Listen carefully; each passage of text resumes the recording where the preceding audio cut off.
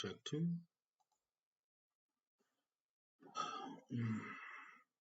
How's everybody doing on this Sunday?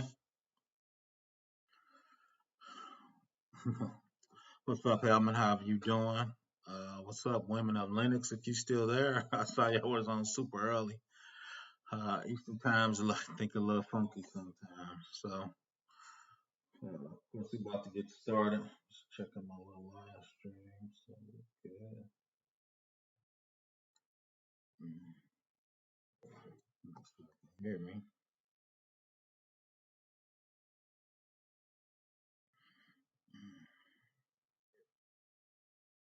Yeah, okay. That's cool. Let's see, I got one I can. Thanks for the subscription. For the just subscribe. Trying to get my OBS up to to a new level. Trying, still struggle streaming. I'm gonna have to really work on that. Still struggle streaming. So we're gonna get started. I'm just gonna go over some couple videos and a couple things before we get started. What I did last week. Of course, if y'all got any cybersecurity questions, just throw them in the box. This was a video I did last week. I thought was super interesting. Rebel ransomware, backdoor hackers to steal from hackers. So long story short, Rebel ransomware, they have ransomware as a service where if you want to get that ransomware, you can actually rent their service and use. They give you email templates. They they give you spear phishing templates, and you can use their whole infrastructure like you're using Amazon or Azure, and you can actually do phishing as a service or ransomware as a service. So what they did though is when the people that rented their service got the account or the client they wanted to hack, sometime if it was a super big client, Revelware would come back in and steal the ransomware from the bad guys because they were using their infrastructure. What's up, Keep It Techie? What's up, Helmet? So this had a long story short is don't trust thieves and criminals, right? Criminals will be criminals. So it's like once again they were putting backdoors in their ransomware as a service and stealing their customers. So I thought that was interesting. Like I said, this is a video I did like 3 or 4 days ago. If you want to check it out. Of course, I do compliance. I do GCR. So I just wanted to do more compliance stuff and just talk about uh, different industries and how they do security. So I did this one. Criminal Justice Information. It's called CJIS. It's federal compliance. It's actually done by the FBI. And if you're doing, if you're state police from any organization or you're doing any of that type sheriff type work, a lot of times they do CJIS to make sure their systems are secure. Right. So what kind of checks to put on, what kind of policies you need. They're real big on information agreements. Because where I work, we actually do FBI background checks, and that's part of CJIS.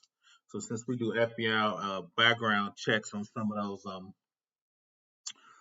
our clients, because we report to the federal government, we got to make sure our systems can get that CJIS FBI information. Yeah, keep it techie. That was super interesting. Got to be careful with the criminals out there, man. I don't know, man. I'm gonna get the tech bros. We're gonna get us some ransomware and go get somebody, man. So we get a quick 100 million. Man. We use ransomware as a service.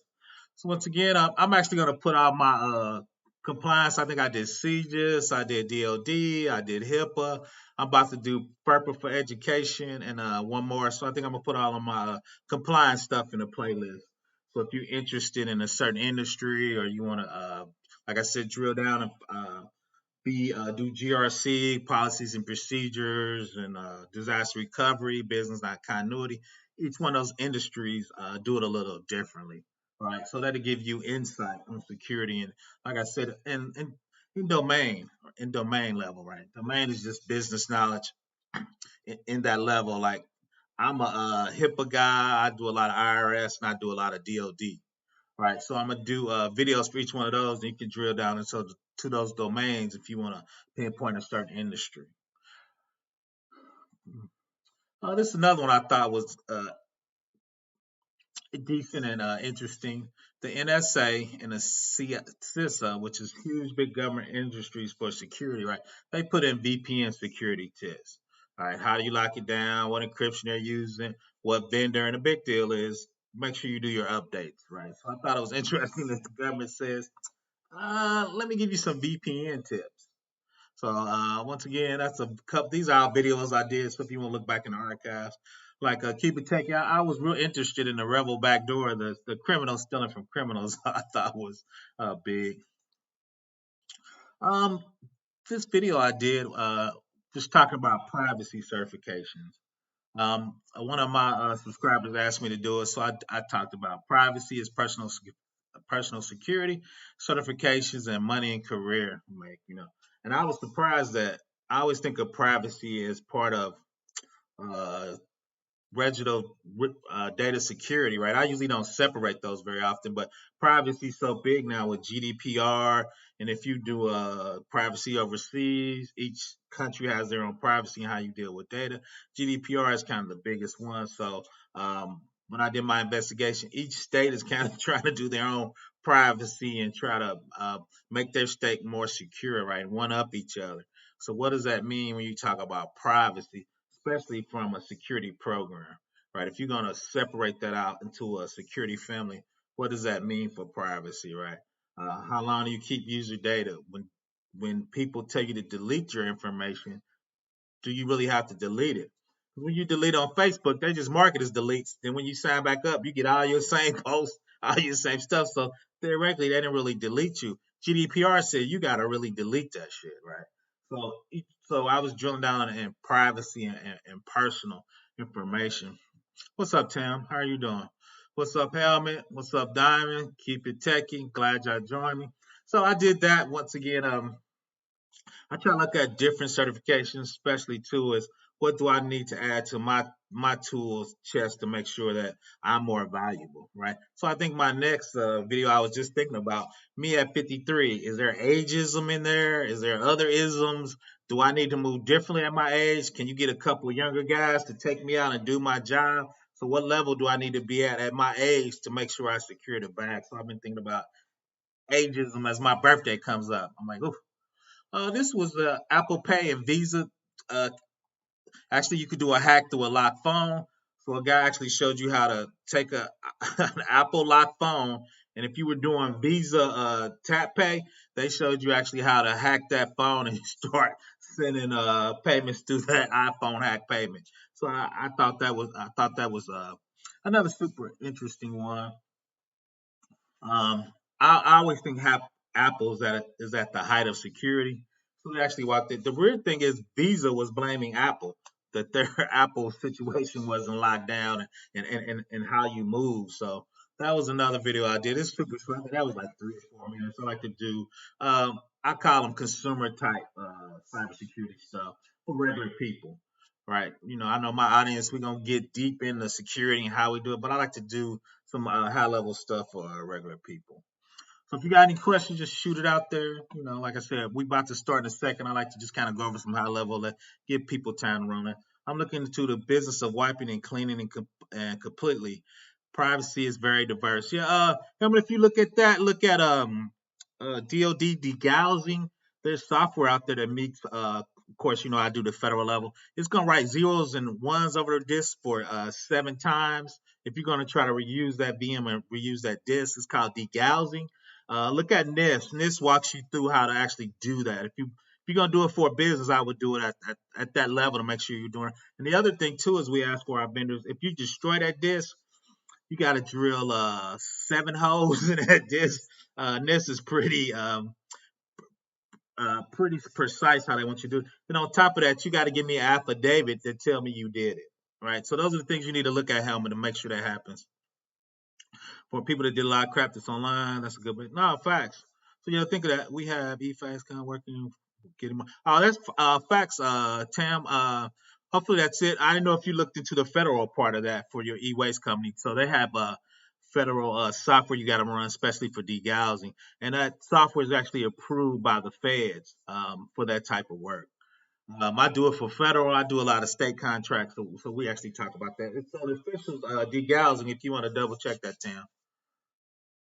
Quick, I'm a STIG guy, so since we were talking about phones, I just want to go over a couple of checks for the Oh, that's cool, Tim.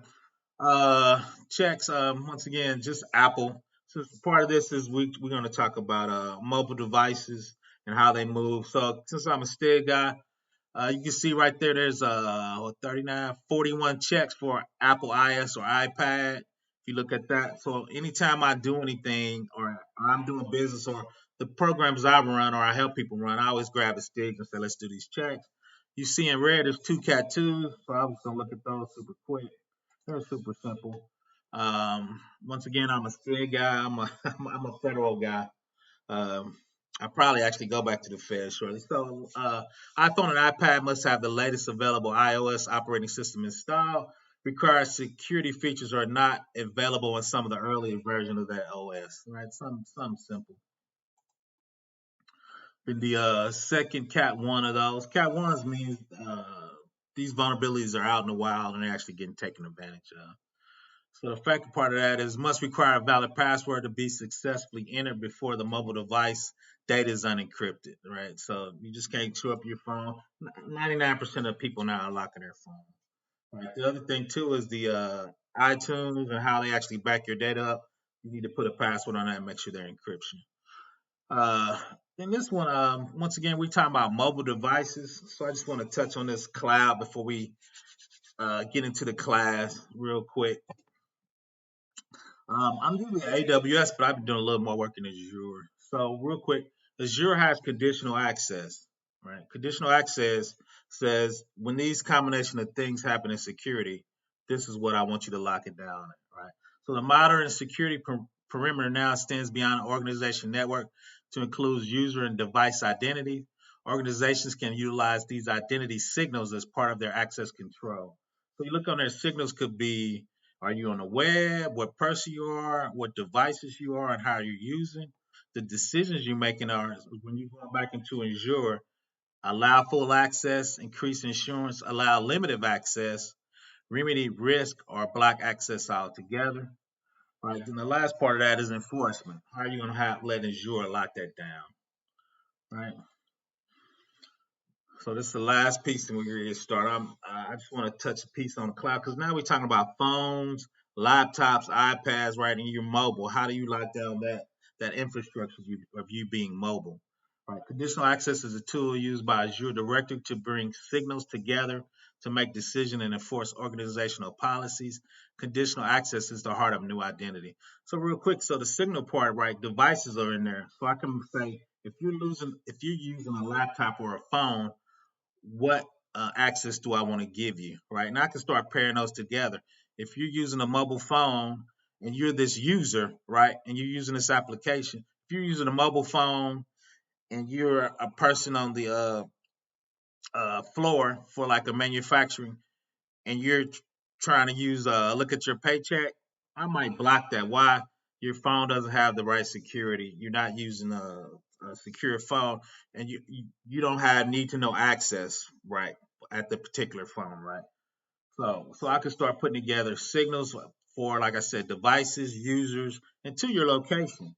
If you're using a phone and you're outside the state you work at, I might just block your access, right? Or limit your access, right? Okay, if you're out of state and you're using a phone, you can just look at HR documentation, right? You can't really do any work. And two, if you're on a device and you're a DBA like my man, and you need access, I'm gonna require you to have MFA. But if you have MFA, then I'm gonna let you do your DBA work on the back end, right? So those are some of the things with conditional access, mobile computing, access control, and what applications you're using, right? So we can put those together to actually lock down what you're doing, how you're doing, and actually even when you're doing it, right? If you're not doing a 9 to 5, I can just block it, right? So those are the things from a security perspective of what we talk about when you talk about doing a security policy.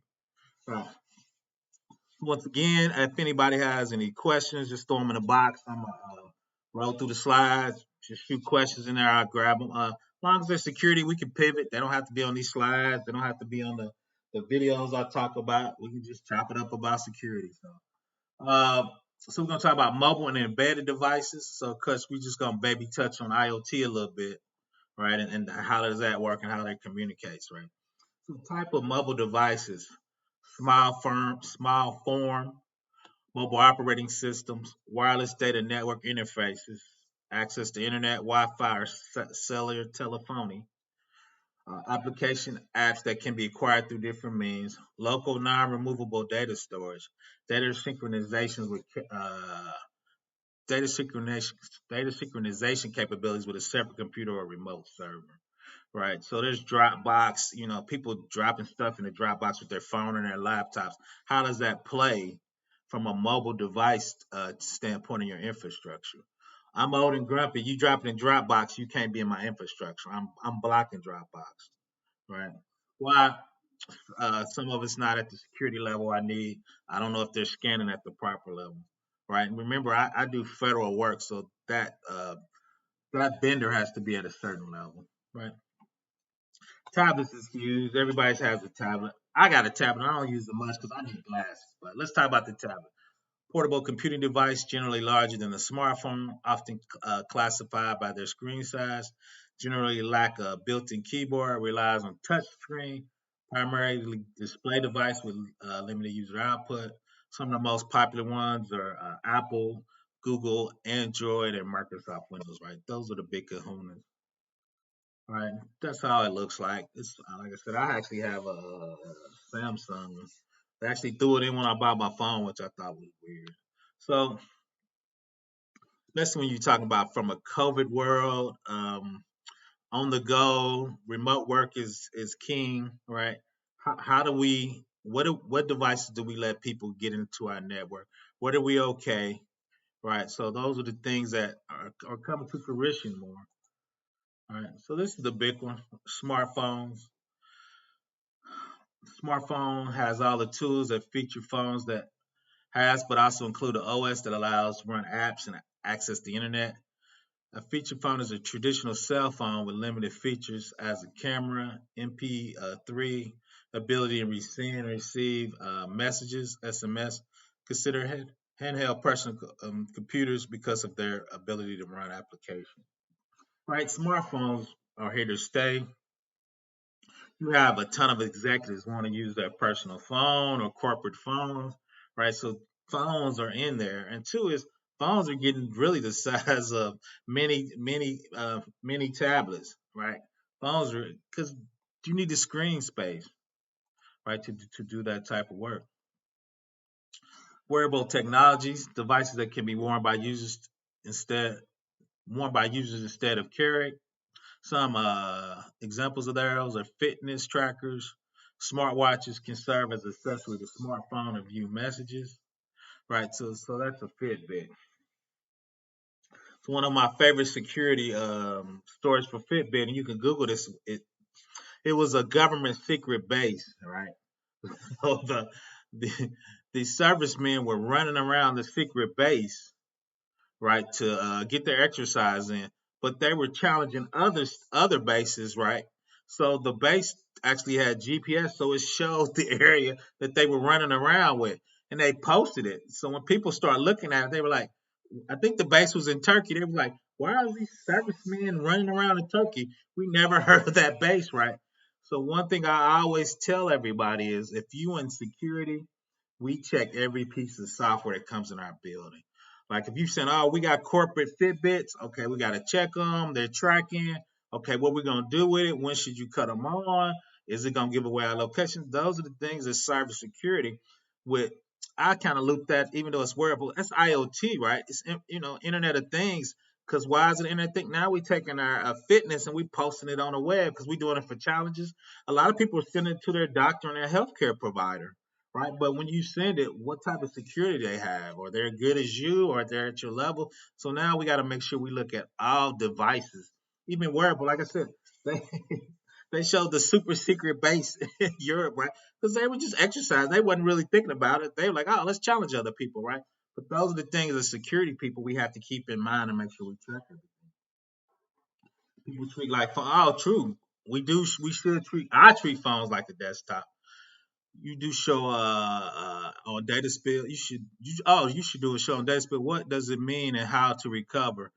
I could do a show on that. At long story short is once you spill data, depending on who you spill it to, we looked at the sieges. They say when you spill FBI data, you got 48 hours to report it. You got to give it to the government. Depending on what state you are and what data you are, you have to give that to a state general attorney, especially if you're in California. They want to be on top, so they want to make sure you let the citizens know that you leak their data. So now, Tim, I could do a show on that. So depending on what type of compliance you're doing, HIPAA's got a requirement, CJIS got a requirement, FISMA got a requirement. Everybody has, each state has a different requirement. So you have to put all those together, Tim, and kind of figure out from a cybersecurity perspective. So the agency I work for, we run incident responses for that. Okay, if we spill this amount of data, these are the 3 people we got to report to. We got auditors in another state. If they spill some data in this state, New York, Cali. So you got to kind of go through and do a matrix of that, right? And that's part of your cybersecurity program. Right. So that's what I try to talk about. Let's do a cybersecurity program. We got the Linux people, we got the SQL Server, we got the compliance, we got the disaster recovery, we got the OS, we got the database. But what does that make? How do you make a security program out there? What's up, Ms. Fox? How you doing? Just don't bring up. Yeah, shout out to them. So what's up, Game Over? I'm glad y'all could join. But yeah, just that wearable technology. Once again, the soldiers was wearing the Fitbit. They were running around a super secret base. They posted their GPS on the web because they were challenging other uh, uh, battalions and servicemen around the world and they uncovered the super secret base on the web because they weren't thinking about it tracking it, right? So that all goes together, right? That's where the cybersecurity team we gotta jump in action. Facts. I already know, Tim. You right there. Portable computers have similar hardware and run the OS and application software, like Tim said, of desktop computers. The primary difference is portable computers are smaller, self-contained devices and can be easily transported from one location to another. Laptop, regarded as the earliest portable computer, have multiple hardware ports and may accommodate limited hardware upgrades. Right. So when you do a laptop, right? You're gonna have tracking on a laptop, of course, malware, virus protection, right? And two is we're gonna talk about that too. Is when you take your portable computer or even your phone and you hook it to the corporate network, right? Because you VPN to it, right? That VPN and NATs can say, is your OS up? Is your OS up to date? Is your virus protection up to date? What vulnerabilities do you have? When the last time you updated? And like we looked at that conditional access, if it's not at the right access, we can just block that machine and we can force them to update or we can make them come into the office. Right. So those are the things you would have to talk about. Notebooks are smaller version of laptop computers. Typical weight less than a laptop, designed to include only specific features. Sub notebook, even smaller than that. Use low power processor, solid SSD, and also both touch screen and physical computer. Right. So there's different ways. Here's the laptop. Of course, it's like I don't know which one. That looks beautiful. With the with the laptop, super glossy. It looks like it's one of those that can detach. You can make it turn into a laptop or like an iPad device type thing. So yeah, it's the two-in-one slate design. Um, Web-based computers contain a limited version of Linux. Web browser has an integrated media player designed to be used while connecting on the internet. No traditional applications can be installed. No users file or store locally. Access web apps and save users files on the internet.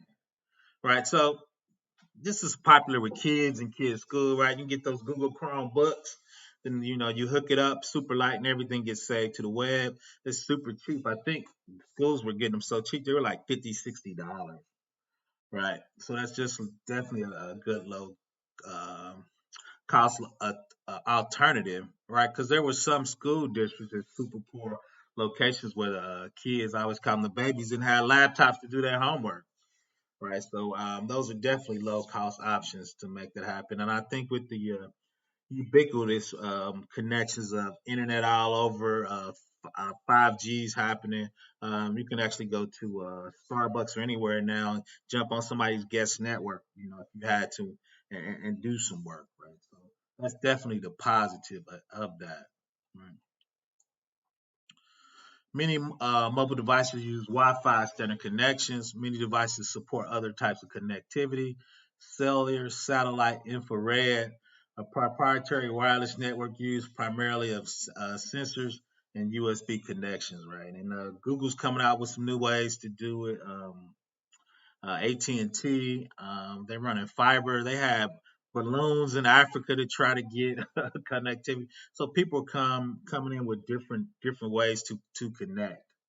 So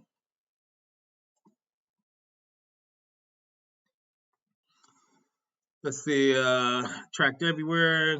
Just don't bring a white. Salute, professor. You know what I'm saying? Game over. Thank you. Thanks to CV. It's only gonna get. That's true. So I'm just going through the chat, make sure everybody's good. So this is kind of some of the definitions of how you bring in portable devices from an enterprise perspective, right? Bring your own device. BYOD allows users to use their own personal mobile devices for business purposes, right? I'm anti bring your own device, right? From a security perspective. Now I got to keep track of 5 different phones, 4 different laptops.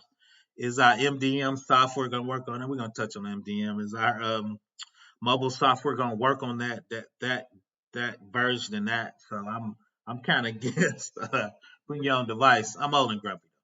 Corporate owned personal enabled devices. COP employees choose from a selection of company approved devices. Choose your own device. CYOD employees choose from a limited selection of approved devices, but the employee pays the upfront cost of the device while the business owns the contract. I've never seen that in real life. Virtual desktop infrastructure stores sensitive information and data on a remote server that accesses through a smartphone. So I think that's the way to try to. The next level is virtual desktops, right? You use your phone or your laptop to go into the virtual desktop, and that's in the sandbox, and only certain things from the virtual desktop you can get to in the infrastructure, right? So if you're a DBA, you can only get to the database. If you're the OS, you can get to all the OSs, right? If you're a Linux guy, you can get to the Linux guy, the Linux stuff. If you're a Windows operating system, you can only get to the Windows operating system, right? So we try to do leaks, privileges, and the new hot buzzwords out there, right? Is zero trust network, right? Biden actually put that in his statement. So how do you get to a zero trust network? This is how you start down that path to get to zero trust network, right? Benefits of BYOD, COP, and CYOD models: management flexibility, less oversight, cost savings, increased employee performance, simplified IT infrastructure, user benefits, choice of device, choice of carrier, and convenience. Right. So when you always talk about computer, the more convenient it is, the worse it off is for security, right? And the more security you get, the less convenient you get, right? So that's how those play together. Mobile device risks, security risks of mobile devices vulnerabilities, connection vulnerabilities, accessing untrusted content, and deployment models. Right, so those are some of the negative parts of mobile devices. So I'm always arguing because um, the people I work with, right, they want to use their phones, right? And for me, when you use those phones, once again, that's more security thing. So I don't want you using your phone to get to back end assets. So what do I mean by back end assets? I don't want you to be able to get to the payroll system. I don't want you to be able to get to like payroll, HR systems. Why? Because they got uh, SSNs, they got PII, depending on who you work for. If you're a HIP, you can have HIPAA, you can have HIPAA data in those backend systems. So I don't want any phones touching those systems. Why? I don't want to worry about it. Right? Extra security. Right? So physical security, about 68% of all healthcare security breaches were result of loss or theft of a mobile device. 1/4 of all laptop thefts occurred from unattended cars or while traveling from airplanes to trains.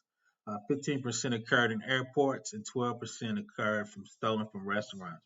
You must guard against solar surfing, strangers who want to view your system data. You would think that would be simple, that you wouldn't leave your laptop in your car to get your window busted in, right? I promise you, where I work, we hear that probably once a quarter. Somebody's window gets busted, and I'm like, you were at dinner and you left your laptop in the back seat, right? But two, once again, too, we got two-factor authentication. We can wipe the laptop as soon as you start it up, right? And we got tracking on the laptop, so we got a myriad of cybersecurities on there. But the first thing is, if you go to dinner or lunch with your laptop, just put it in your trunk. Let's start off with basic stuff, right? Let's start off with easy stuff. That's low hanging fruit, right? That's super low hanging fruit. So those willing to give up security for freedom deserve neither. Ben Franklin, I feel you on that.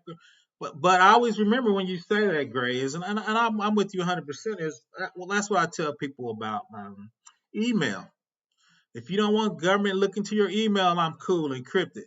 But when the government don't capture the terrorists because they can't look at their email for those securities, don't blame the government when they don't catch the bad guy. I always remember it's a balance. I support you, Gray, but you got to remember when you lock down, if you can't track those guys or look at those guys, right? Right. So there's a balance with them. So when the government can't get the bad guys because we went dark. So what's the definition of dark is?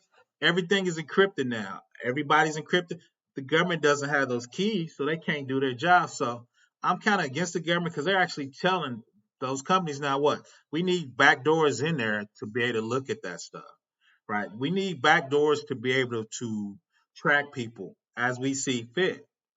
Google, Apple, and them like, no, you got to get a warrant. You give me a warrant, then I'll give you the keys. Right. So that's the conversation. Right. And you're 100% right. That's what we need. And I probably have a pen on that. Let's chop it up. Right. Like you said, what freedoms are you willing to give up to make sure you don't get bombed? To make sure a terrorist doesn't blow up where your kid go to school. Right. It's not magic. Right. The police force ain't magic. They just not catching these people.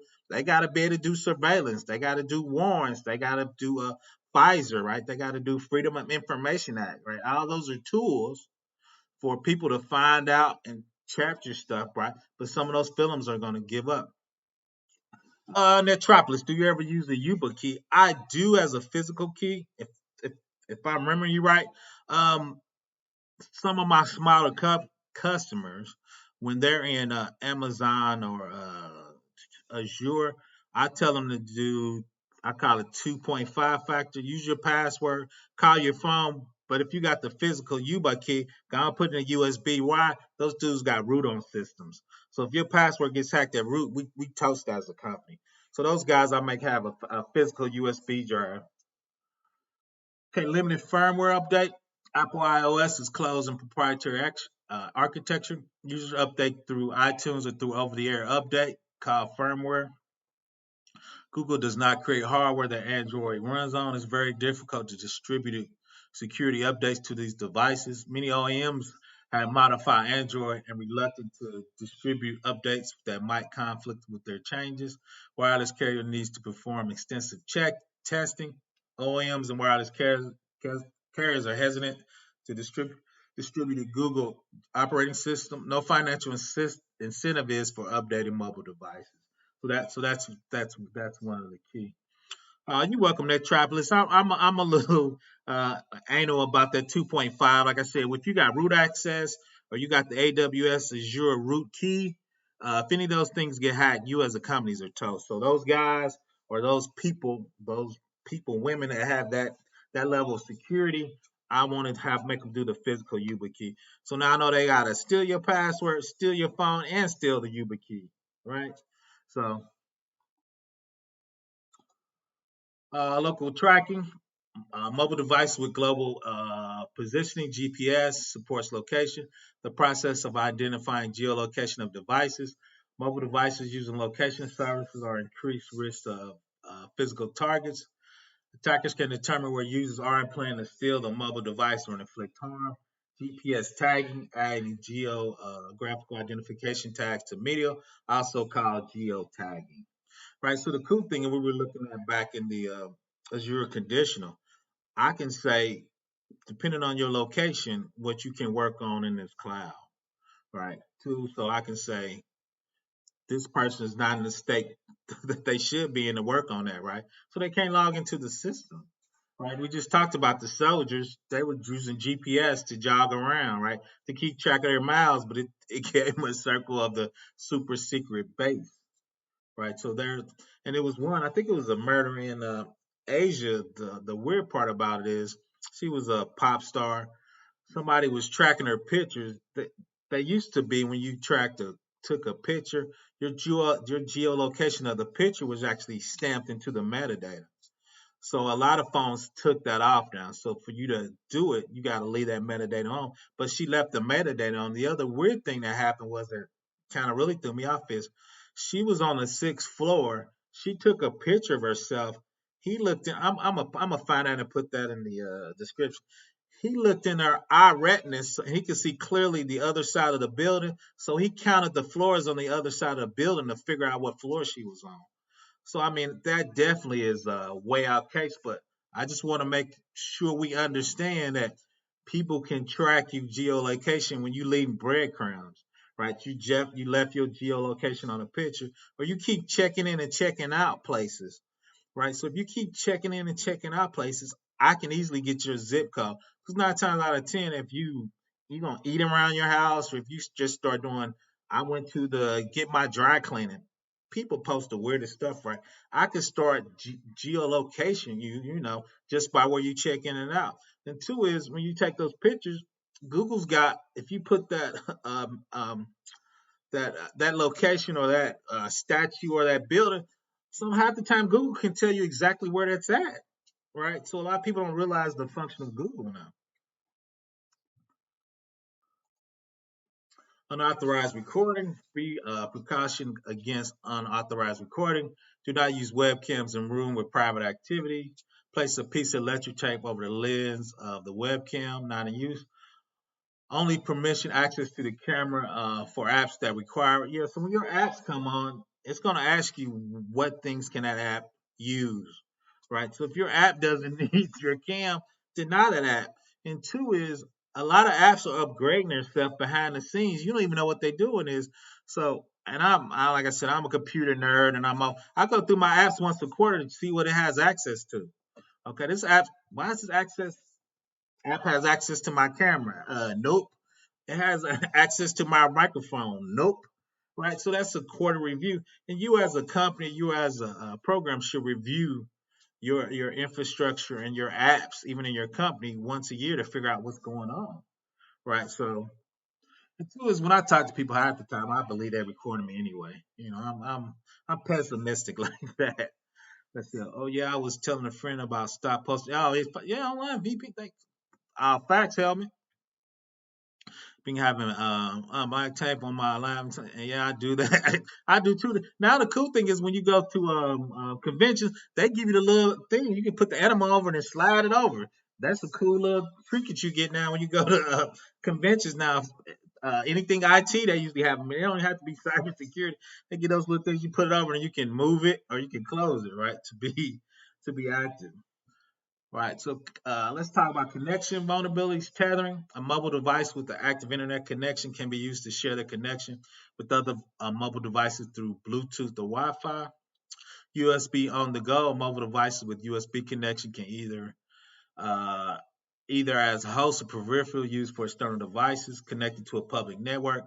Mobile devices must at times use public internet networks for internet connection, right? And that's why we would use VPN when we're using those connections. I'm cool with tethering, but a lot of times when people tether in a corporate location, we have software that goes, okay, somebody's got a public connection open in our network. Are they still in our data, right? So I have to track down a lot of young consultants. Like, dude, why you why you tethering and you have it public? It'd be different if they're private. You got it public, so anybody else can jump on your hotspot, right, and jump out the corporate network. Are you still in corporate data on your hotspot? You didn't get approved by security.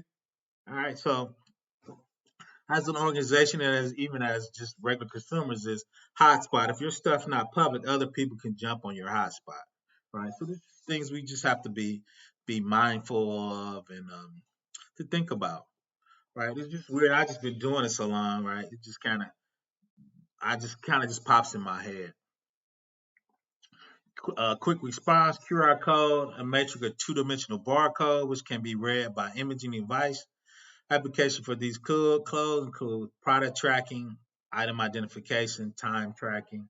An attacker can create an advertisement listing a reputable website, but include a QR code that contains a malicious URL. Code directs a user browser to attack their process website or to download malware to it.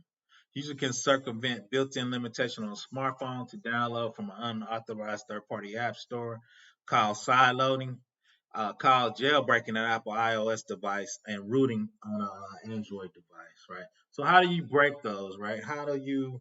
So just remember, QR codes can be malicious, right? In that QR code, I could put a URL that sends you to another website you're not familiar, right, and download malware on it, right? So just think about that when you're in a restaurant and you get the QR code. I'm not saying don't do it. Just think about it. What's up, CL? What's up, Tiny? Glad you made it. And two is when you jailbreak stuff, remember you get to download more apps, but the criminals get to download more apps, right? And rooting two is and right. Some of the applications you think are secure, unless they're from a reputable business, you might be downloading bad applications because think Apple does a light security check, Android does a light security check, but they get millions of applications, and they're not digging down to the depths in every one of those applications. So be careful from who you download stuff from, right? Every vendor too is and sometimes the vendor's not doing maliciously. The vendor's just bad at security, right? Because the first thing let's remember is when you talk about a product, sales, money, people gonna worry about features first, right? Because the features get you the money. And once you get the money, you get the features, then you're gonna say, I want a government contract, or I want to do this for the state, or I want to sell this to a hospital. Then they think about security, right? Now they're trying to boat it on and rework it right. That's a horrible way to do security, but that's the way normal people, especially if you get venture capitalists, that's how they think. They don't think about security. They want to make sure you're making money. But then when they get hacked, they go, oh, well, let's worry about security, right? That's the standard look of the QR code right there. The cool thing is, like, I start going to restaurants, so instead of giving me menus, they would give me QR codes, right? So I thought that was something different. Facts. The iCloud activation lock bug. People waiting to hack. People always waiting to hack. Game over. So it's bad guys out there. We know there's bad guys and two. It seems like it's so easy to make money hacking now. So why stop them, right? So for the RFP life request for a proposal when you're trying to get that government money, that state money, that hospital money, right? So when you do RFPs, that's when they start thinking about security, right? I think most organizations are a little lighter on it. The org we work at, we try to go real hard to make sure those get reviewed. But uh, accessing untrusted content, short message service (SMS), 160 characters or more. Getting your Twitter life on provides for a picture, video, or to be included in text. That's the multimedia message center. Third actors can send SMS that contains links to untrusted or send specifically crashed MMS videos that can introduce malware to your system. Right? It's weird now. I get so many text messages from doctors, locations. Then Google wears me out every time I drive past a restaurant. Google wants me to rate it if I've been there more than 5 minutes. Google, oh, you've been there, you want to rate it? No, Google. I just want to enjoy my quesadilla. Google, can I enjoy my quesadilla today, Google? Right. So everybody's sending you stuff. Everybody's tracking you. Right. But two is like we talked about.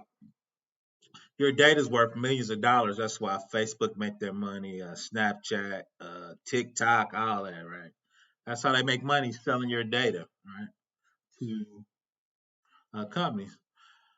Fact Metropolis, state sponsor hackers, they always out there. The cool thing about state sponsor hackers, usually they going for the bigger fit. They going for the bigger fish, the bigger targets, right? The targets trying to steal the airplane plans, trying to steal all the taxpayer information, trying to shut down a hospital, right? So I think the state sponsor is kind of moving for that. Current mobile devices, configuring the device, using mobile management tools, and configure device apps. So to configure the device app, right before it started, we peeked at the STIGs. We look at a couple of them. That's how you configure your app to make sure it's secure. You don't have to guess, right? There's a number of compliance out there. Once again, I'm a STIG guy. I've been in that realm forever, right? There's CIS STIGs. There's so many best practices, right? But do something to make sure you configure your device to be secure, right? Last year we wound up downloading so many apps to have to deal with our children in virtual school. I'm waiting to wake up. No, that's true. That is true. A lot of times though, is I will make sure if you can afford it, they have their own device, right? But a lot of times people share devices. I will hopefully have their own school laptop or their laptop you buy for them just for their stuff. But gotta watch them. Be on the lookout. Be on the lookout. Like we talked about, device configurations, disabled unused features. It's important to disable an unused feature and turn off those that do not support the business use of the phone. You should disable Bluetooth wireless data communications in order to prevent blue jacking and blue snarfing. Use strong authentication. Restrict unauthorized users with screen lock and require a password. Screen locks prevents device from being used until the user enters the correct code. Set the screen lock to a period of inactivity. Right, so I'm usually 15 or 30 minutes at the most of inactivity. Right. What's up, Savage Scientist? I'm glad you joined us, man. Shout out to Savage. Go check him out. He's building this stuff. I'm my first love is programming, so I know I got to start catching some of his stuff. Get my programming chops back up. I miss programming, so go check my man out. Of course, go check out Blind Guy, his wife, and their life. I just love their whole family structure. I need to get back into that life. Shout out to them. They was trying to tell me how to eat better. I'm trying to eat more vegetables and I keep saying I'm gonna be vegetarian, but when you fat, it's kind of hard to switch over to vegetarian. Shout out to Blind Guy, his wife, their life. I'll check out Tam, Keep It Techie, Helmet, and at the top they came in early. I don't know if she women in Linux. Go check them out, fellas, man. Be respectful, but they be giving out some knowledge from the Linux perspective, man. Go check them out. Those are some people I follow and doing great things. Yeah, Tams and Hopper. Yeah, go check out the women in Linux. I'm gonna get all the homies. We're gonna come up there and then drop a cash app. But those are a few people. I'm growing. I'm learning new channels. It's just so much good information out there. I'm just trying to add my 2 cents from a cybersecurity perspective. Screen lock after a specific number of failed attempts to enter a code. Extend lock period. Reset to factory. Context aware. Device automatically unlock. Password. User PIN. Finger swipe and pattern. So yeah, from the Linux perspective, women in Linux, and of course my homies on there keep it techie. That right there usually gets my feel of Linux, and both of those guys give out just so much. Like I said, so much knowledge. Like I said, keep it techie kind of helped me get in the space. So I always got to give my man a shout out. Manage encryption, significant loopholes in which mobile devices can be accessed through data in transit and remote data at rest. So the first thing when you talk about cybersecurity, we're gonna make sure your data at rest is encrypted and your data in transit is encrypted, right? We want to make sure that pathway, that channel is locked down, right? That by far, right? So data in transit carriers build surveillance capabilities to their network. This is a good point to allow law enforcement agencies to collect data in transit. New mobile app developers over the top content, delivers of content over the internet without telecoms using direct involvement, right? So when you do data in transit, data over the transmission, if you're not handling the encryption keys yourself, if you letting the vendor handle it, you letting Google handle it, you letting a web server controlled by somebody else, Amazon, the authorities can take a warrant and get information to snoop on you. And I did a video that a while before. It's amazing. They were doing like 10,000 warrants a year, I think, on Amazon. It was a big number, right? That they're coming to say, hey, I need to see what's going on there. Shout out, yeah. I'm doing one on cloud security too. So yeah, we need to do one. Maybe we collaborate on that, Tim. We gotta get our cloud security. Remote data at rest. Apple, Google possess, like we talked about, data encryption keys to unlock data on their servers. Of course, routinely serve order to Apple and Google to provide data stores on these servers. You can choose to turn off backups to the iCloud or Google servers. Right. So when you back up your data to their stuff, a lot of times your backups aren't encrypted. Right. Depending on how you save your backups. Right. So when you go on the cloud, those are the things you need to check off. Right. Data encryption. Who has the keys? Because the cool thing about Amazon and Azure, they let you control the keys. Right. So if the the government gets mad, they go, we want to do a warrant. Amazon and Azure goes, we don't have the keys. The customer has the keys, right? But the problem with that, though, if you lose those keys, you lost your data's toast.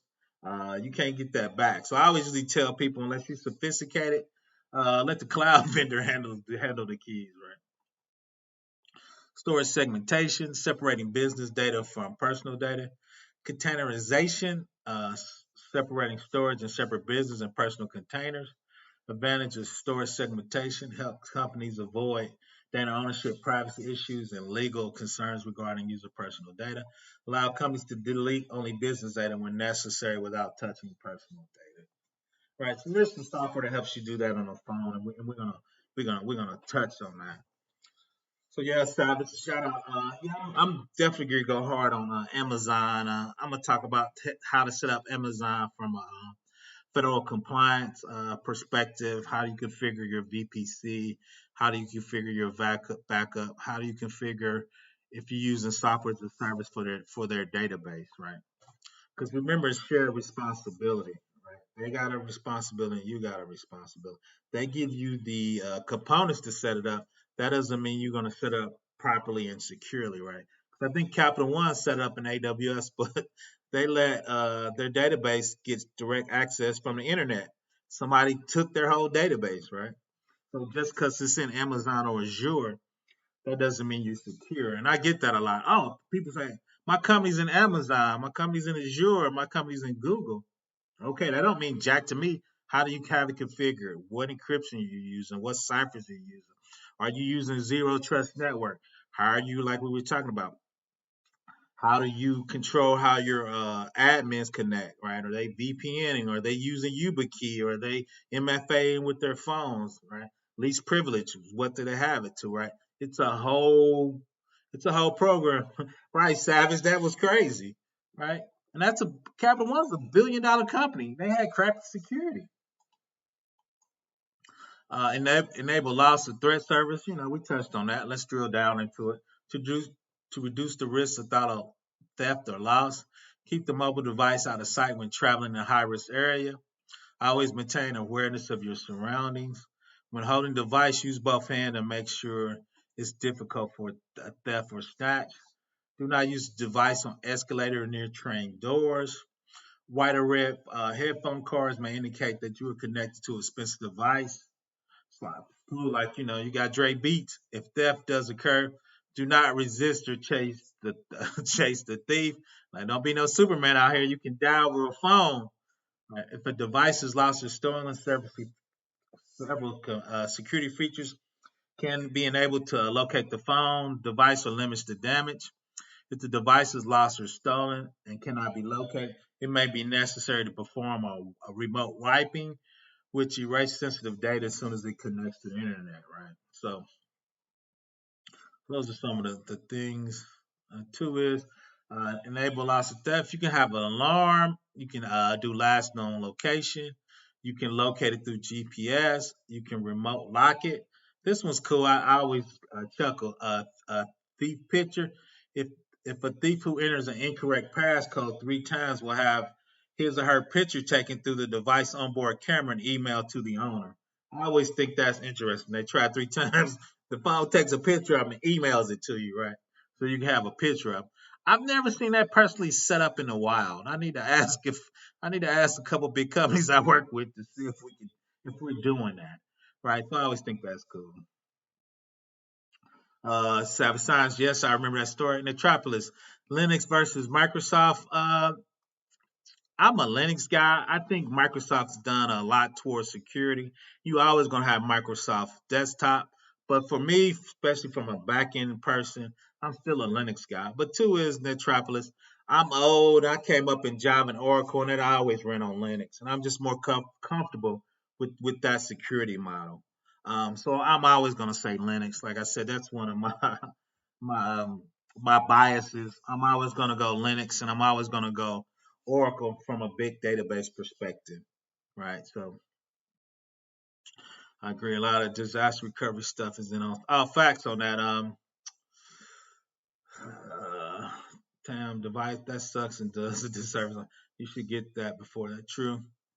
And I try to respect. Yeah, you got me thinking about. I might do a video on that. Savage scientist, disaster recovery, business continuity, and link that to a sim.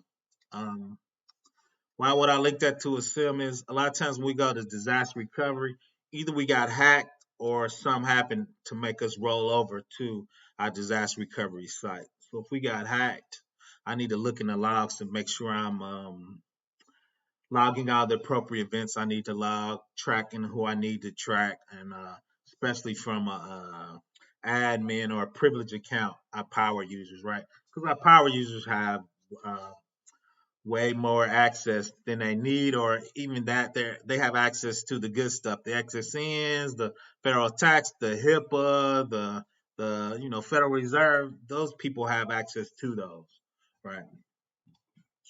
So mobile management tools support. We're gonna delve into mobile device management, mobile application management, and mobile content management, right? So these are apps you put on your phone or onto your laptop, right, to give you more control over that, to help you handle that, right? So MDM, mobile device network, that tools that allow the device to be managed remotely by organization. Usually involves a service component that sends out management commands to a mobile device, a client component to receive and implement the management commands. Administrator can perform over-the-air updates or configure changes to one device. These are some features of the MDM: rapidly enrolling new mobile devices on board, quickly remove devices offboarding. Right? So when you onboard as an MDM, I want to know who that phone belongs to, who's that iPad belongs to, what who's responsible for that, right?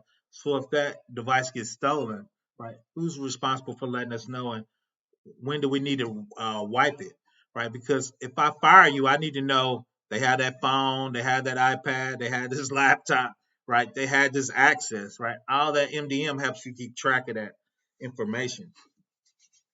Apply modifying default settings, enforce encryption settings, antivirus updates, patch management, display an acceptable use policy, requires consent from allowing users.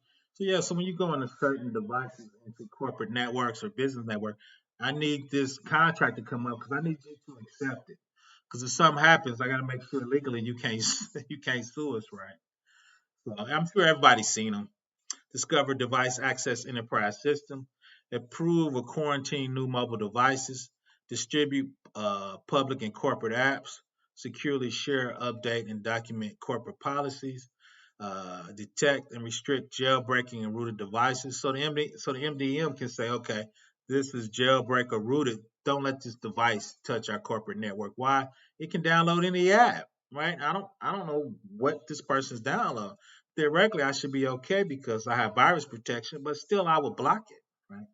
Selectively erase corporate data, send SMS text message to selected users or groups, right? So that's an MDM application. And most of those are, like I said, when you work for a corporation. The 3 times round passwords taking the pictures issuing, but the protocol can be exposed. Oh, facts, facts. No, I agree with you. Do you support bringing your own device policy that some big organizations have? No, I'm against that, JM. I'm 100% bring your own devices. I want you to go against. I want you to use corporate equipment that I have control over. I have, as in the security team, control over. I know exactly what model phone you have. I know exactly we're going to give in what MDM, what MAM passwords. If I can remote wipe it, right? So those are some of the things to do that.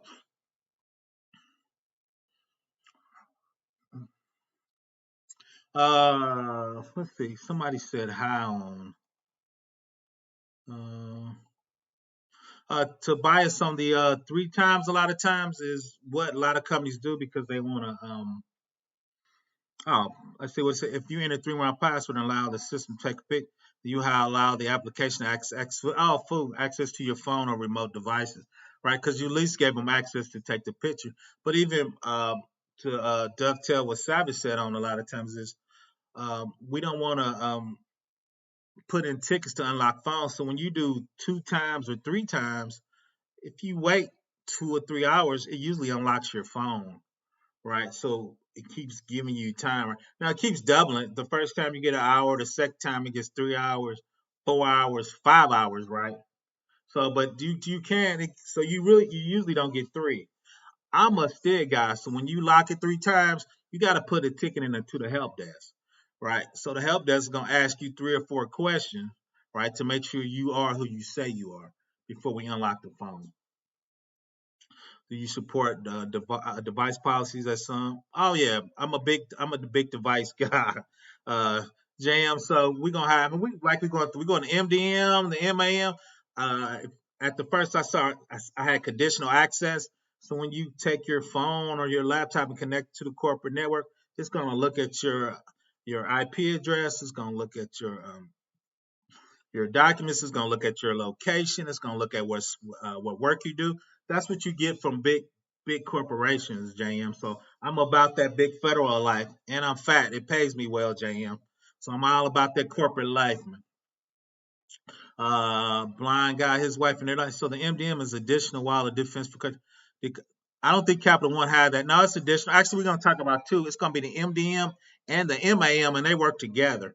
A lot of times now, these slides are a couple years old. They come together as a package. But yes, Black Guy, his wife, those are additional securities, especially as a big corporation as Capital One. It wasn't some mom and pop store, right? They should have had those corporate. And the sad thing is, they could have had those in blind guy, his wife. But what happened is somebody misconfigured it on the back end, so it skipped all those checks they had because somebody misconfigured it on the back end.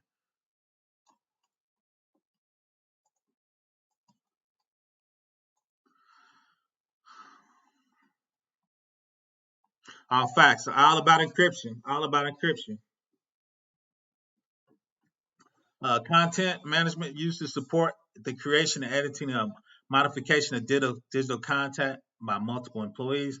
Mobile content management system is tuned to provide content management to hundreds or even thousands of mobile device employees used in an enterprise.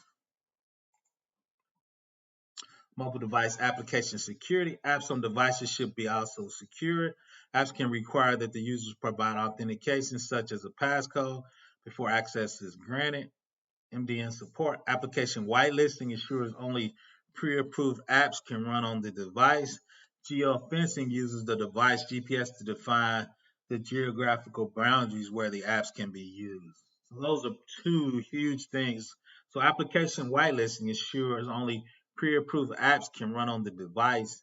Geofencing uses device GPS to define geographical boundaries where the app can be used. Now, let's be realistic though. Is you can spoof IPs and spoof locations, right, for the geofencing. Application whitelisting says, these are the 10 apps you should be using on your phone or your laptop from a corporate perspective. Anything be out there, we're not going to let you run, right?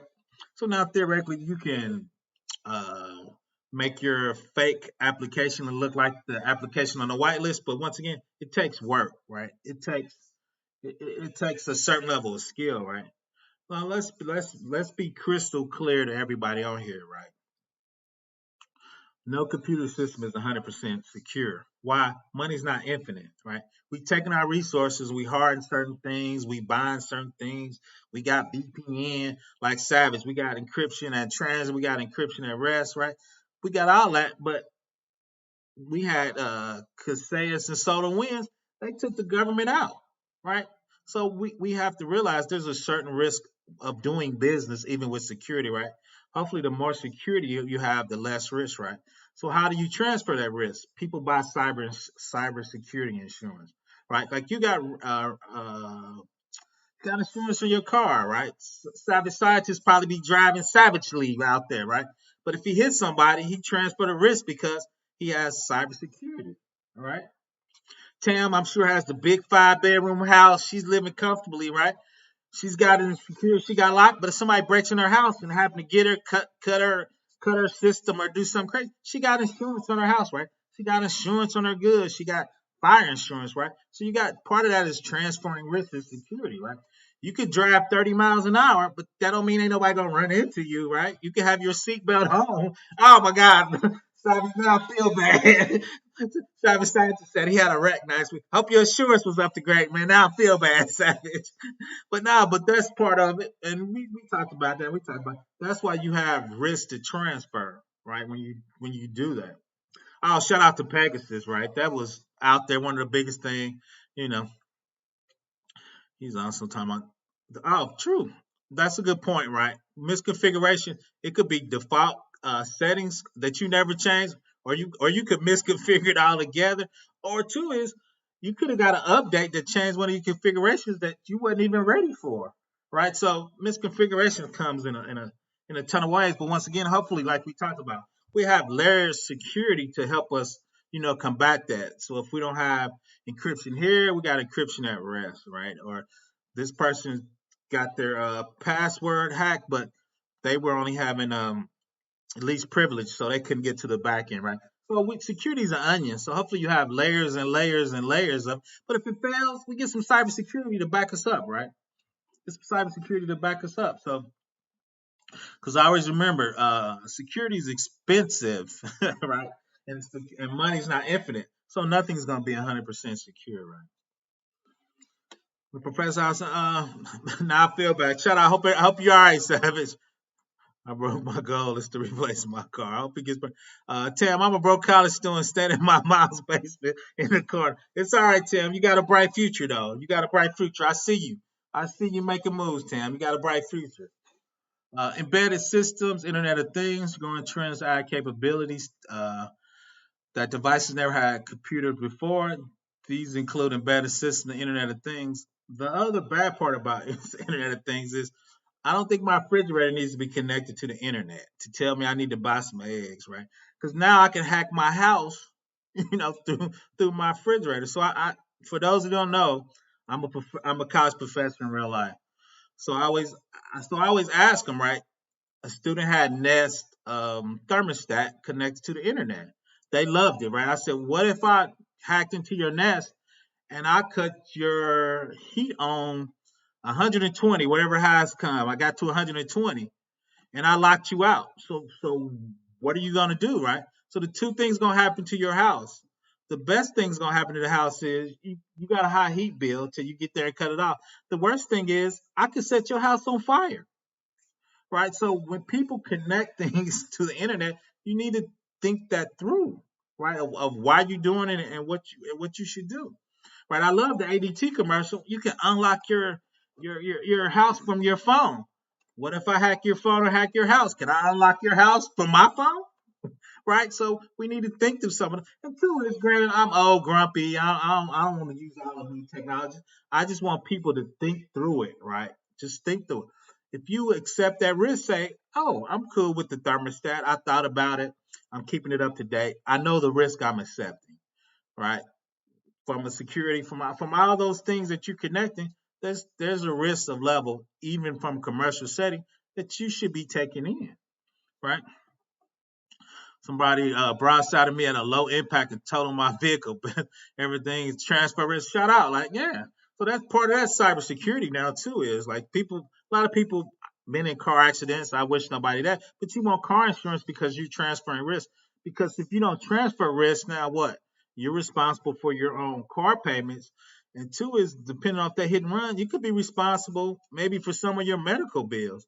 Now, granted, hopefully you got insurance through your job or something else, but theoretically, if they hit you, their insurance and all that's supposed to pay for your medical bills, right? Oh no, JM, the money's not unlimited for Fed. No, it's never unlimited. The cool thing is about the Fed, you get a little more money because They got federal clouds. They give you system. Depending on the system, you can get an unlimited money if you're working on the next Space Force. But now I've been on a lot of government contracts, and at a certain level, their budget's their budget, right? No, shout out Tim, right? IoT devices and edge computing, and I'm same thing with that is you gotta lock it down. You gotta do your security checks. And two is edge computing and IoT is great, but for me that's just more attack vectors. Now my attack services got a lot bigger. I did a video on autonomous trucks, right? So autonomous trucks really work like wireless. I go up there, I get my updates to update my truck software, right? All my stuff's encrypted. I go get an update. But what if my update got malware on it? If I hack the home office, right? Right. A lot of times too, the next level IoT from trucks is the trucks will start talking to each other, right? They'll start communicating. But what if I intercept that communication and now I change the GPS of the truck? So the truck thinks it's past, but it's right next to it. It moves lanes. It runs into them, right? Right. So those are all the things we got to keep in mind when we do this. But I believe I've been saying this always. I believe before I die, I'm gonna see an autonomous truck driving down the road with nobody in it, with a whole bunch of cargo in it. I believe in the next 15 years, I'm gonna see autonomous truck driving itself. Don't feel bad. You're not alone. Game over, trust. Well, okay, Princess. See, I worked on the back side of security. A lot of issues with smart device. Oh, facts. Oh yeah. Oh yeah. Because two is a lot of those devices really wasn't meant to be on the internet. Like one of my favorites one is you need to Google this. Las Vegas casino got hacked through the fish tank. The fish tank was salt water. The vendor wanted to make sure it kept an eye on the salt water. It want the fish to die. The casino put the fish VLAN under production. So when a hacker got to the fish network, it got to the fish VLAN, right, keeping track of the fish and the salt water. It hacked onto their network and stole some money. Why is I understand the saltwater tank needs to be on the internet, but it shouldn't be on a production VLAN. It needs to be on the guest VLAN or the fish VLAN. Those two VLANs should never talk. So that's one of the things when we talk about the cloud and controlling your VPC or your networking. That's part of it. The fish VLAN, or we call it the flat network with the stuff that's not critical, right? The fish VLAN should have never been able to communicate with the casino money VLAN. So from cybersecurity, on-prem or in cloud, how is your network being controlled? What can talk to what, and who can talk to what, right? All that's part of the security landscape, right? Because people are getting hacked through fish tanks now, right? Like Princess C said. Google that. That happened. That might have been 10 years ago, right? Tam, fun fact, don't download your contacts to your car. It would never get deleted. Oh, that is true.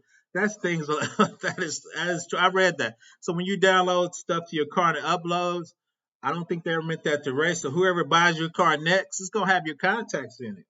Hopefully soon they'll figure that out, Tam. You would think the car company would have figured out how to do that, right? So better systems, computer hardware, software contain larger systems. Examples: medical device, aircraft, vehicles, industrial machines, heating, ventilation, and aircraft. Shout out to Women in Linux. We were on there talking about the PBS specials, and one of the PBS specials was talking about ships in the Navy. The software is driving the ship now and keeping track. They don't need many servicemen or people now to help drive these ships. I was surprised about that. So what if I hack the ship and I take over an aircraft carrier and I just run it into the side of a cruise ship, right? So they letting the autonomous transaction of ships right now is driving the ship. Right, everybody check that PBS special. The future work on PBS. Shout out Cisco. I might do a video on that. I was pleasantly surprised on that. I think I'm just on the second one too. I ain't even made it to all three of them. Everybody check that out. Future work on PBS. I actually bought it for $1.99 on Amazon. PBS was trying to make me sign up. I was like, I got Amazon. I'm just gonna buy it for like $1.99. But so yeah, so embedded systems, medical devices, aircraft, vehicles, industrial machine, and two also the medical. One of the heart monitoring vendors actually had a wireless thing in your heart monitor, and it will hook to a PC, and they could actually slow it down or speed it up, right? They could program it and collaborate with it, right? So theoretically, if I hack that PC, I could make you have a heart attack. Oh yeah, Tim, I'll come on your channel. Just let me know. I'll collab with you. What's up, Jabron? Oh, facts. But I was watching the future work on PBS. They were showing software driving the ships. They said they didn't need many of the servicemen or not driving those ships. So I was surprised that the I guess the government was moving that fast on autonomous with ships. Right. Oh, this is real big. Big industrial control systems control locally, remotely locations by collecting and monitoring process real time. Valves, pumps, and monitors. Multiple ICS are managed by large data acquisitions called SCADA systems. SCADA is actually controlled by nuclear power plants and our electric grid. So if you Google that, Russia's been in our nuclear grid and our power grid for a couple of years, I think trying to figure out that. So when you talk about smart grid and smart, that's SCADA, right? A lot of that communications of smart grid is connections between your house's monitor down to the electric company. But what if I hack on that and cut that off? What if I speed it up? Can I make your house, pop power circuits? Right. So those are some of the things I think of when once again you hook those up. But the positive side is less energy. If you don't need more energy, you can put it back in the grid and other people can buy it, right? So there's a lot of things. But my first thing, because I do cybersecurity, is how can a hacker get in that and attack me or us as a country, right? What does that physically look like, right? The negative part of security, right? So this is, everybody's familiar with the next slide. Security for a car, once again, truck. So those are all the embedded systems that are in a car and the same thing in a truck, right? Event recording, alert, night vision, windshield wipers. And two is, we know Tesla, they got autonomous driving. They say you should be watching. People cut it on and they fall asleep. And one dude ran into a car and one dude ran off the side of a cliff. Right. So I'm not gonna say it's coming. A lot of that stuff is here. Right. So us as a society and you as a person, you just got to figure out how you're gonna integrate that in your life. And some of it's gonna be integrated in your life, and you're not gonna like it. Right. Pretty cool topics on online using digital twins. I have to look into that, Cisco, but that is true. Um, and I probably delve a little more into that, into the utility devices with SCADA. I go to a local meetup for cybersecurity and Java programming, and in there, we one of the things we talk about and people present on is from a technology, then from a cybersecurity, what does that look like, right? And how can you take it over, and what can you do to protect that, right? And system on chip, Tesla builds their own chips, right? So their systems on chip. All necessary hardware components contains on a single microchip. Real-time operating system, software design, and an embedded system. Embedded systems receive large amounts of data quickly. Real-time operating system is tuned to accommodate very high volumes of data that must be immediately processed for critical decisions. The one thing I did when I was doing my investigation on it's called Two Trucks, I think trucks. It's autonomous truck. They actually went private in February. They're actually a lot of infrastructure exact is on Amazon.com, right? So you could research. They actually showed you their network, which I thought was cool. But then I'm thinking, can I can I hack your organization now because you can describe to me the products you're using, right? Obviously, I'm a good guy. I'm not going to do that. But when you put that information out there, I love to learn it, because I like to see how high level companies design networks for their cybersecurity, right? What are their zero trust? What are they using? What database they're using? How they're doing privileged users, right? How they're logging on. So I love looking at high end architecture, high end companies, how they do it. Because I looked at some of Google stuff and that it was unbelievable. I was just super amazed. I'm not keen on them as a company. I got one of the security guys supposed to come on my channel once I stop struggle streaming. But so yeah, I really enjoy looking at that. Let's see. I'm just thinking I'm in need of a pilot's license to fly my grandkids to teach I keep off the road. Facts, yeah. Autonomous trucks is coming. Like I said, they're doing it in they're supposed to go live in the south. The FedEx, I think, is in Texas. They're actually doing autonomous deliveries in like 3 or 4. It's not. Let's back. Let me back that up. The truck is not driving in the city. The first phase one of truck is it's 3 phases. You picking it up and driving through the city. You on a highway. You driving that package in the city and dropping it off. The second phase is just them on the highway. They're not turning. They just doing straight runs on the highway. They're gonna have drones checking them out, and they're just gonna take it to the part to where you got to drive it in the city. They're gonna stop it, and somebody's gonna drive it into the warehouse to drop it off. So that people say, so what? If you're a truck driver, 80% of your route is on the highway, right? And if you're a long haul truck driver, so that's gonna cut out 80% of your money. Not It's not gonna be in the next 5 years. It's not gonna be in 10 years. But I believe if you south, you're gonna lose a lot of money. Why? Weather's cool. Not a lot of bad weather, not a lot of ice on the road. So they're gonna start in the south and they practicing. And we've seen it like the phone. I had a bag phone in 1994.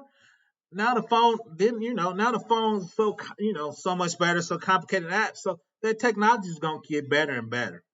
Right. Now facts on the So the weird thing, is, and I'm gonna throw this question out is, with the kids going to school and the kids learning, or I believe if you don't have a lot of money and you're not in the right school districts, they just gonna do remote learning for kids. And they're not gonna let kids go to school in probably the next 5 years. Number one is you gotta pay for the buildings, I gotta pay for the teacher, and I gotta pay for meals, I gotta pay for transportation.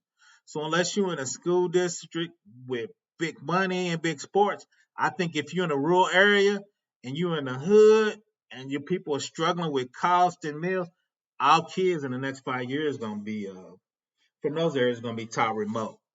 I need y'all to chime in on my thought pattern on there. Chime in, give me something back on that.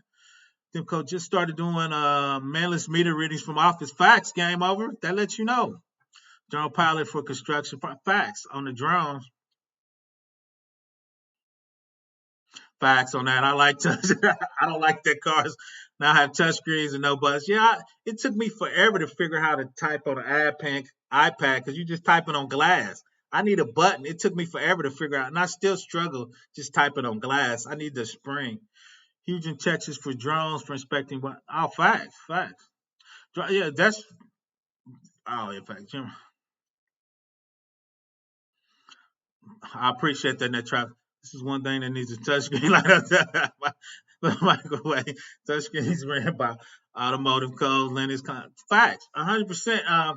So Tim brought it up. A lot of this stuff is ran by Linux. If you look at most of your versions of Android, is a stripped down version of Linux, right? That they're tailored for their particular carrier, right? So Justin's was ahead of his time. Facts. Our facts, Tam. You're right. Yes, there's an advantage to that, at least high risk small. Cisco definitely can see that happening, Professor. I think we need to go back to school. Homeschooling. Ooh, I feel you on that, Tam. I just think I bel I'm with you, Tam. I just think economically, a lot of people use schooling what they first to help the kids school and get better and to teach them because they're not qualified to teach. But the other part of that is daycare. A lot of people, daycare. Maybe like staying home and struggle with their own kids. Let us know about facts. Even creating and engineering using tech like Facebook, Oculus, VR, Imagine the class project. No, that is true. I think it's getting better, Helmet. I think that's the things we need to figure out as society.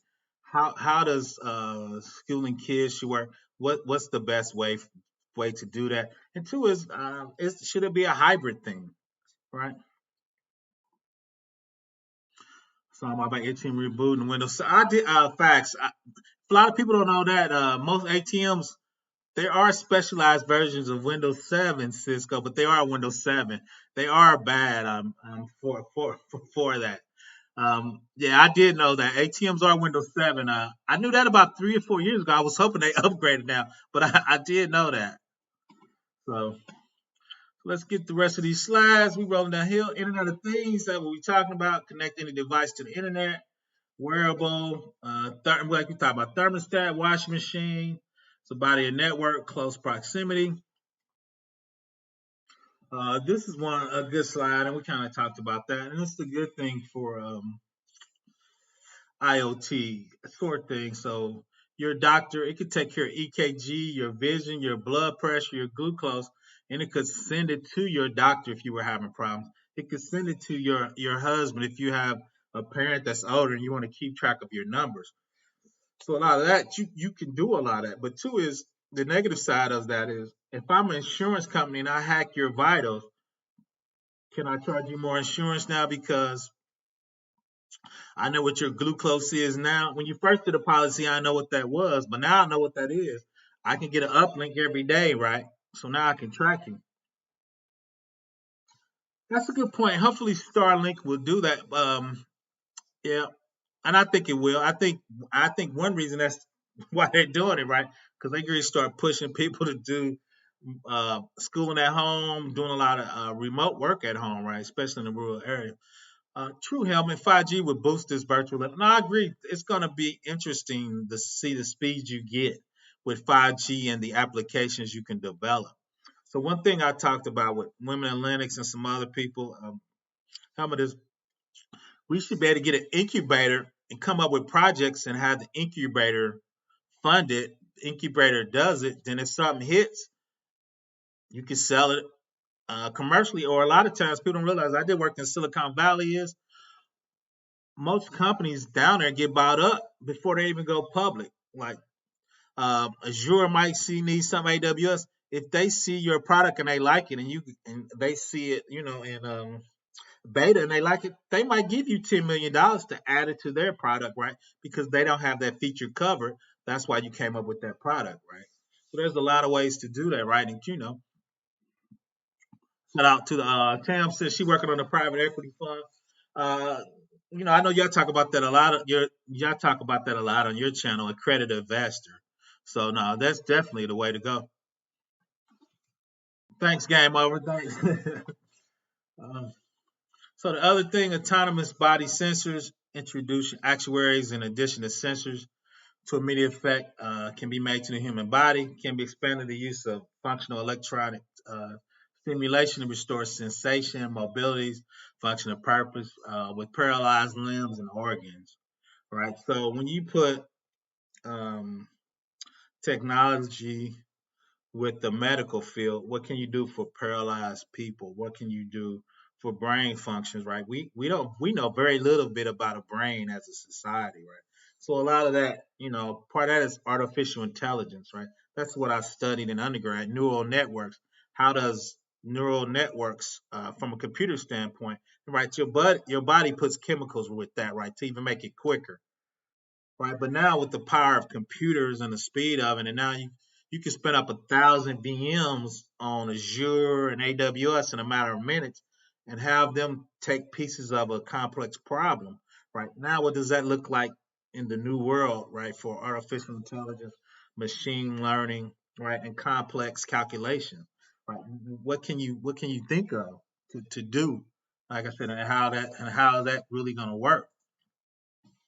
Right. So those are some of the things I like thinking of, as a Gnostic.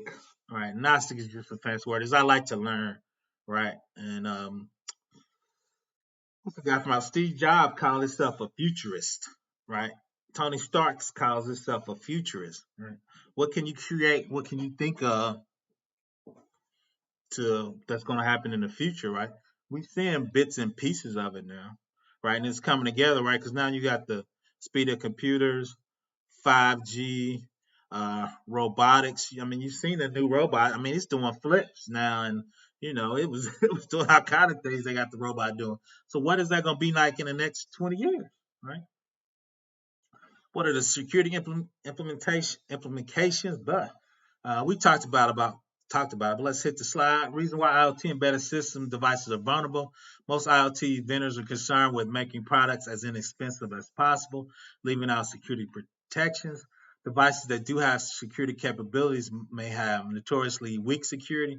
Few, if any, IoT devices have been designed with the capacity of being updated, address exposed security vulnerabilities.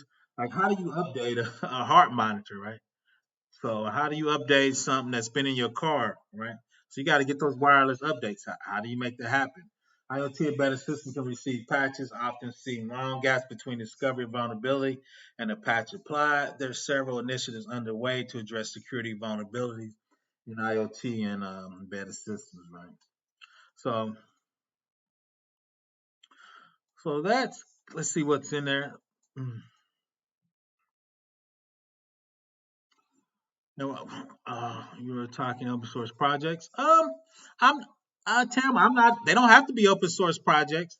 If 4 or 5 people come together, they think they got a product, they can just do it. I would use open source tools, but it don't have to be an open source project, Tam.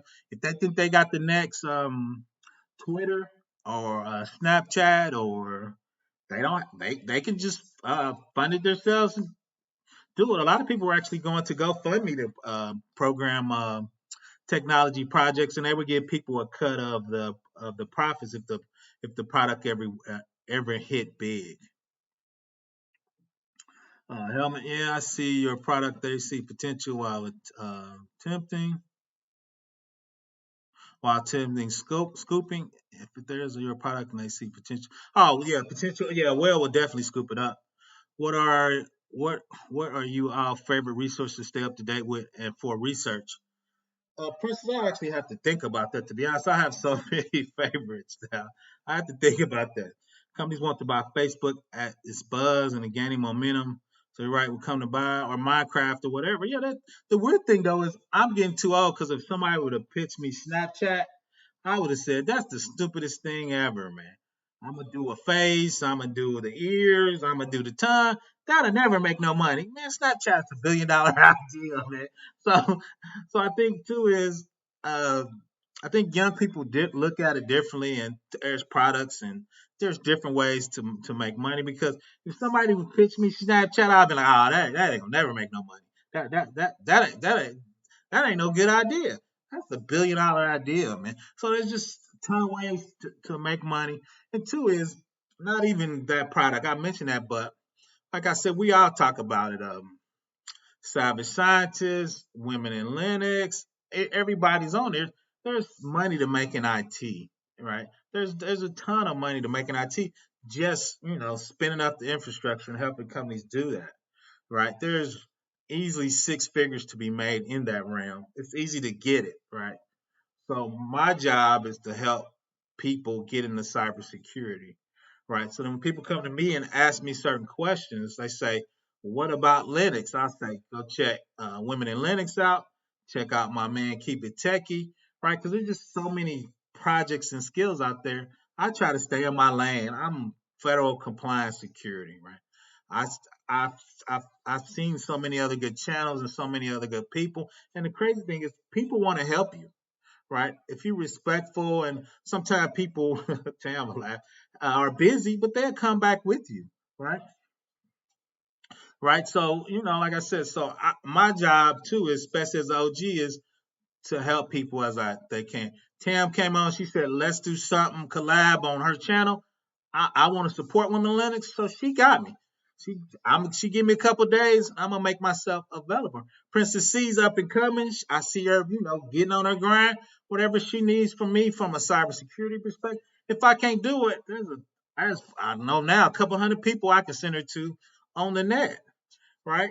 I mean, everybody's interviewing people. Like I said, I've seen a couple killer people on Keep It Techie and Women in Linux that got interviewed.